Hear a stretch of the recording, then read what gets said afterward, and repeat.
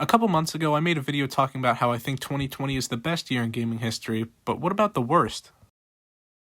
I'll be looking at the years 2001 through 2024 to try to determine what is the worst year in gaming history, and I picked those years because anything before 2001 I have little to no experience with those games, so my opinion is not really valid.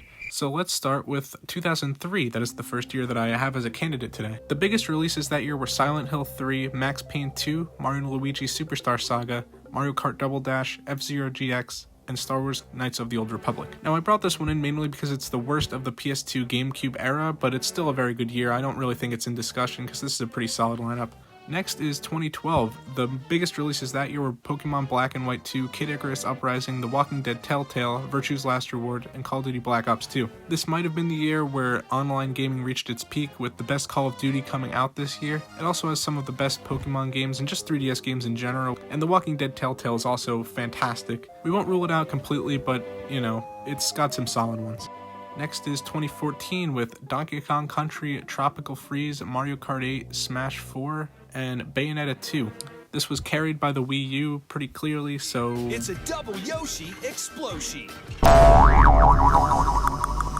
And finally, I'd like to call into question 2021 with Lost Judgment, Metroid Dread, Psychonauts 2, and Mario 3D World plus Bowser's Fury. Now, which one could possibly be the pick, I wonder?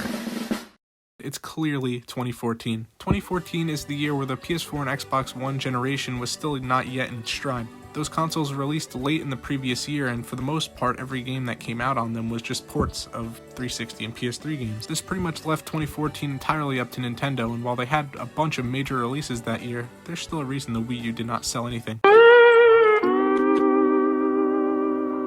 The next one I'd like to talk about is Donkey Kong Country Tropical Freeze, which also came out in February. This is one of the best 2D platformers of all time. It maintains a very solid difficulty level. It's never too hard, but it's also never too easy. It still provides a good challenge. It has some really fun boss fights and some great music, and it's just one of those games that makes you wonder, how did Nintendo pull off these visuals on the same console that gave us Devil's Third?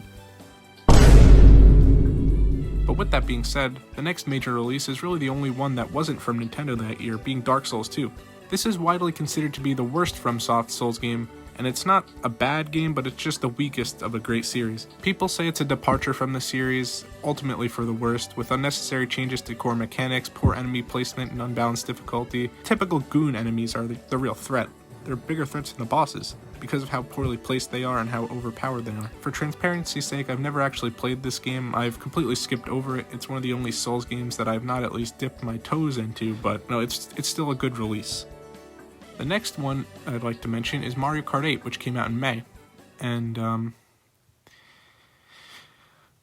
I hate to say it, but Mario Kart 8 is completely irrelevant. It gets completely fucking mogged by a game that was already playable on the same console. There was no real reason to buy Mario Kart 8, considering Mario Kart Wii is playable on the same console and it's a million times better, so this doesn't really help 2014's case whatsoever. The next one that I'd like to mention is Shovel Knight. This is a great game, but it is also yet another 2D platform. You can see a theme this year. It doesn't move the needle much for me, despite being a great game. In September, the next major release happened with Bayonetta 2 coming out on the Wii U. This is another very good game. People say that its combat is so much fun. With fun, fast-paced combos and plenty of weapon variety and some great boss fights, it sounds like a jolly old time to me, although I've never played it. With that being said, it's time to get to the biggest release of that year, with Smash 4. This is what it felt like the entire year was leading up to, at least for me as an 8-year-old. It may be obsolete now, but at the time it was a fantastic game and the best Smash game on the Wii U at the time. But that's also the final release of the year, and you may be saying, that's it? It is. That's really all that came out that year. But if you're still not convinced that this is the worst, I have a few anecdotes that will probably change your mind. On Backlogged.com, the #1 trending 2014 game is Chrome Dino, the browser game in Chrome. The game of the year at the Game Awards that year? Dragon Age Inquisition. That game is mid as fuck.